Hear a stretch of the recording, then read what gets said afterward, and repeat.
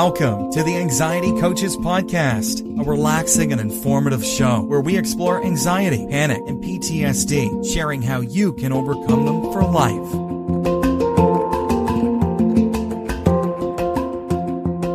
Aloha! Welcome back to the Anxiety Coaches Podcast.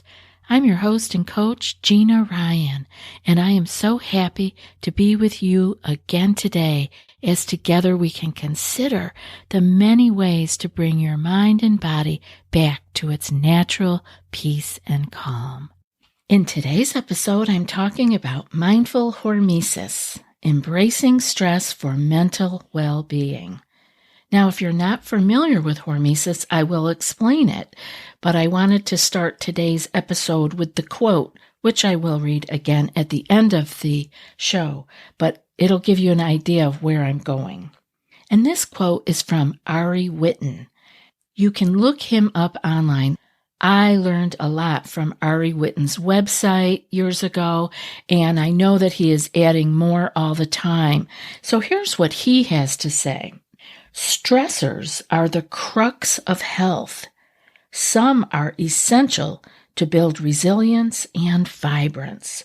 Judicious implementation is key. And again, that's from Ari Whitten.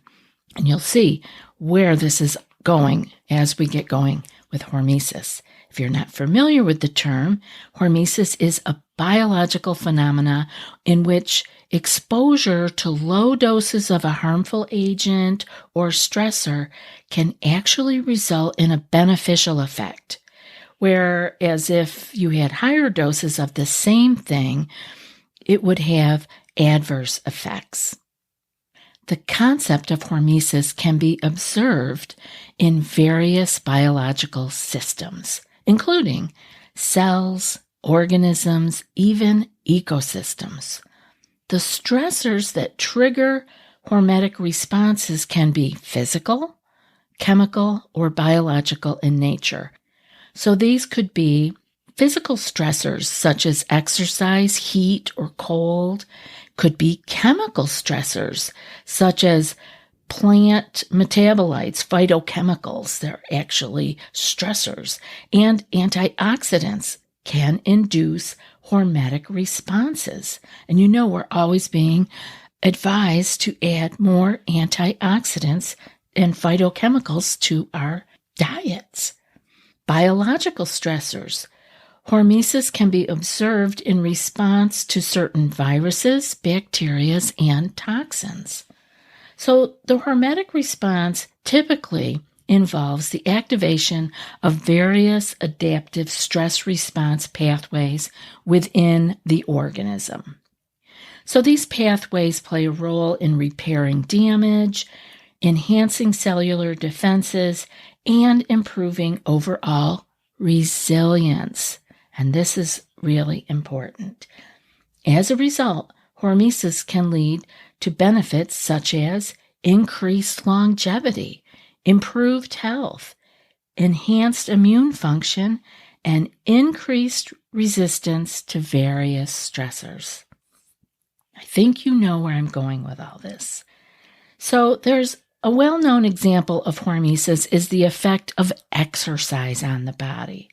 Regular, moderate exercise stimulates adaptive responses in muscles, in bones, and in the cardiovascular system, leading to improved overall health. However, excessive exercise or overtraining can have negative effects on the body, highlighting the biphasic nature of dose-response curve. I didn't mention earlier that, again, we see a U-curve actually when we are talking about having these beneficial results with hormesis. What it is this U-shaped dose response curve or biphasic curve where the response of the stressor increases initially at low doses, and then it reaches a peak, and then it declines as the dose increases further. So again, a little bit is medicine, a lot is not.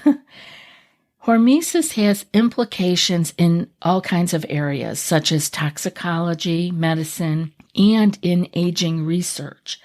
Understanding hormetic responses can help developing therapeutic strategies that harness beneficial stress responses while avoiding harmful ones.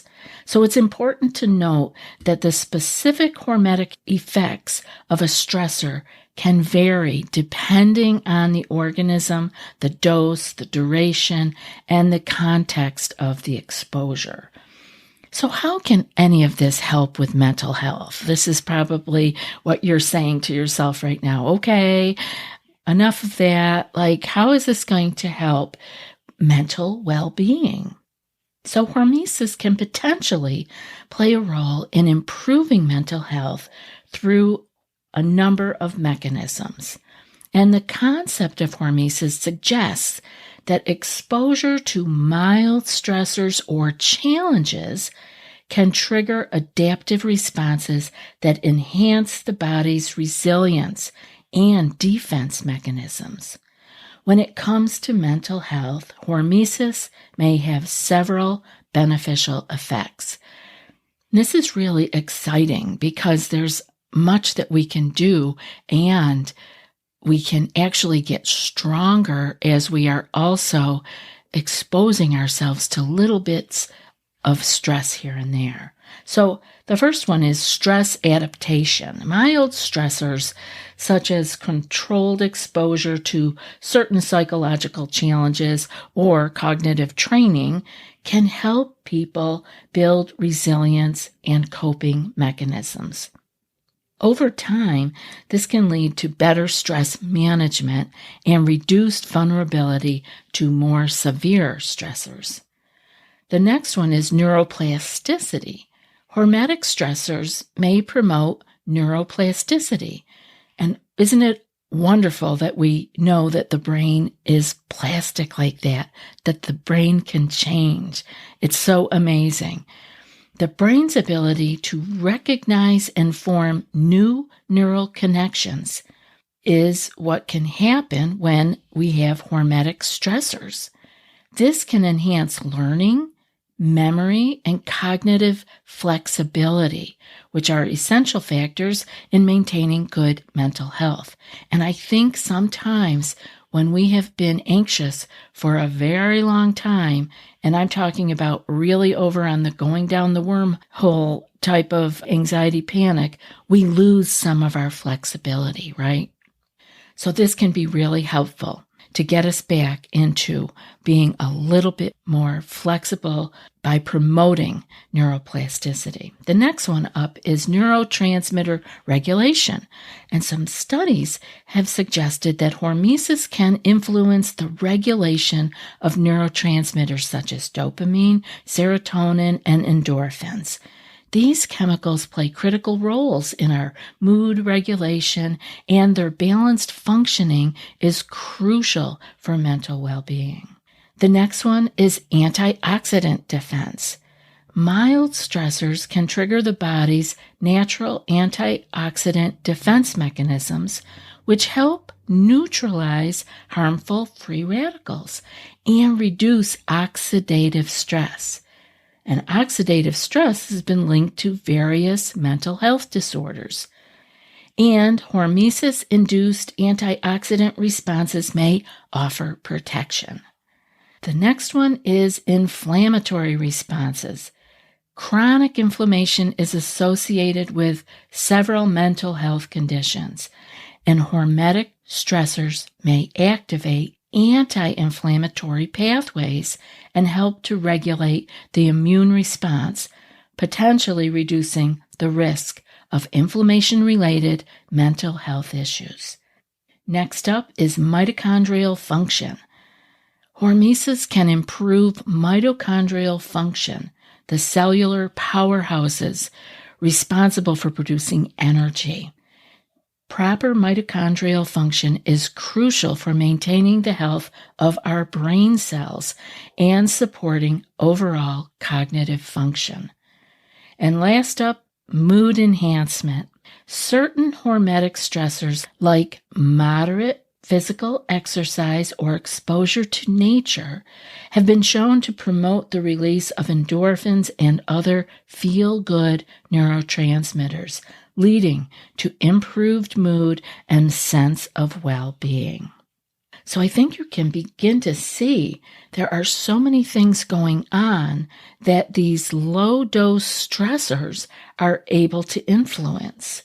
Who doesn't want to have better stress adaptation, better neuroplasticity, better neurotransmitter regulation, and of course, antioxidant defense? We are always looking for ways to keep our inflammatory responses reduced because everything that is uncomfortable in our body seems to stem from inflammation. Having mitochondrial function working well and our mood enhancement are definitely all in line with what we want to have going well for us in our lives.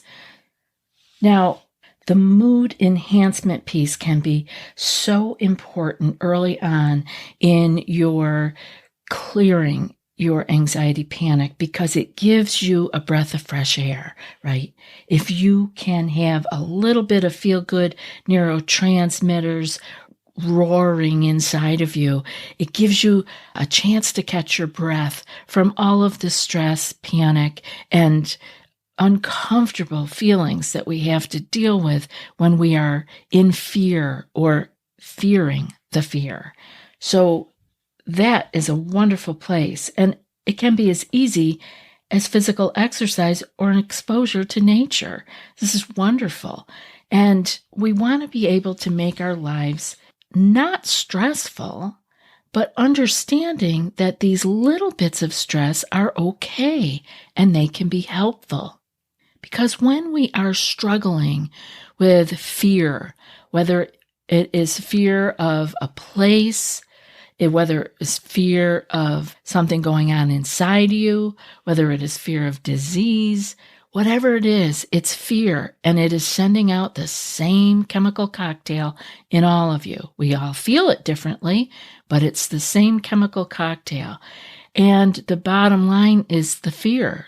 Often it is just fear of fear coming, but it is getting us into trouble because what do? We start avoiding. And what do we do when we avoid? We make our world smaller. We make our world a little more comfortable, less painful. We're afraid of pain. We are like wrapping ourselves in cotton batting, and we are getting none of the benefits of hormesis at that point because we have insulated ourselves so strongly that we cannot continue to get stronger. It would be as if we stopped exercising altogether, afraid to move because of something that happened. Those muscles would atrophy. And the same happens to us with many other parts of our lives out of this whole list of things that I read to you. These things begin to atrophy when we don't have something to help make them stronger. We can't just stand still. We're either going in a good direction or we're going in the fall behind direction. We're either getting stronger or we're getting weaker. So we want to be not afraid of these smaller stressors. And like I said earlier, that will help us to actually branch out a little bit more, stick our toe in the water into new things so that we can try it out and not be afraid because we can remember in the back of our head, this may be making me stronger. So I want to go over some ways that you can actually use this concept of hormesis. The first one is heat. I mentioned that earlier. Now, that would be things like sauna sessions, exposing your body to elevated temperatures, which induce mild stress.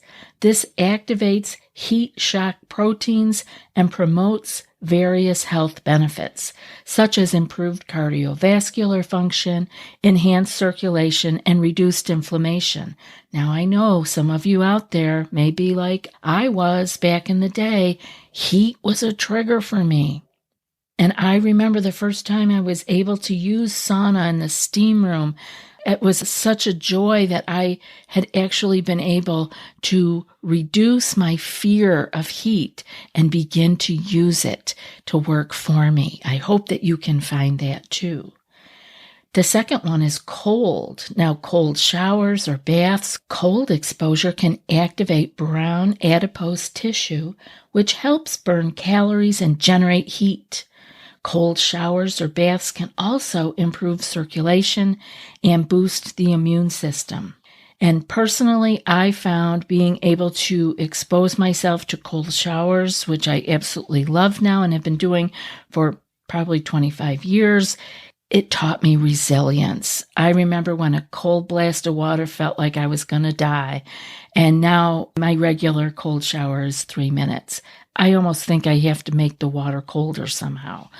You guys can do this. This is a beautiful place. I actually like cold a little bit better than heat because you can't really hurt yourself with the cold shower. It's uncomfortable, but it is not dangerous. Heat, on the other hand, you may feel so uncomfortable or lightheaded and things like that. But if I were you, I would start with cold. And what does the cold do? It does all kinds of things, but it's been used to promote recovery, reduce inflammation, improve mood, and like I said, it helped me learn resilience and to tolerate discomfort. It's a great place to start. The third one is foods, so that's the phytochemicals in our foods, like polyphenols in fruits and vegetables and herbs. These act as hormetic stressors. They have antioxidant properties that activate cellular defense mechanisms, and that ends up working for us, for our health.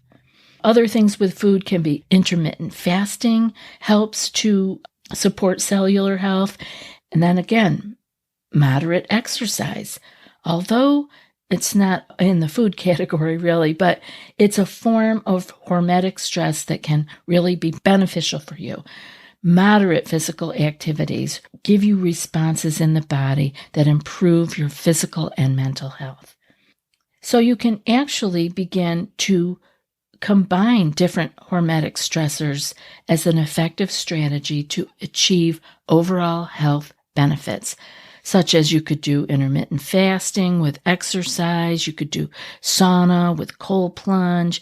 There's all kinds of ways you can begin to put these together and they become a part of your life. And finally, I want to leave you, of course, with mindfulness and meditation, because practicing mindfulness and meditation can be considered a form of hormesis for mental health.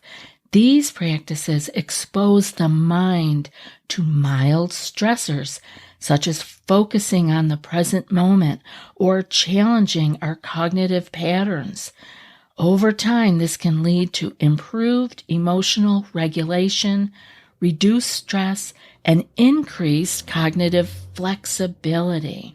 Remember that hormesis should be approached with caution, especially if you have any underlying health conditions. Please check with your healthcare professionals before you try any of these new ideas that we are talking about here today, especially the ones with temperature changes and dietary changes.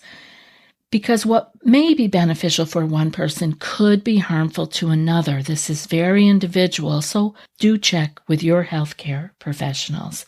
But it's a wonderful way to stretch and to learn to be okay with some discomfort while letting the brain know, especially that ancient brain as our lizard, letting the ancient lizard brain know that you are okay and that it is not dangerous.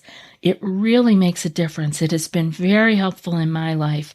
I didn't even know I was doing it. I didn't even know what the word hormesis was, but I knew the more that I could tolerate little things, the better I would be able to handle the big things. So I encourage you to find the ways that you can incorporate hormesis into your health and healing. I love being here with you, and I look forward to coming back in another couple days with another episode. And now for today's quote. Stressors are the crux of health. Some are essential to build resilience and vibrance. Judicious implementation is key. And that's from Ari Whitten. I'll be back in a few more days with another podcast. Until then, be well and aloha. Thanks so much for joining us for today's episode of the Anxiety Coaches Podcast. Find more information at theanxietycoachespodcast.com.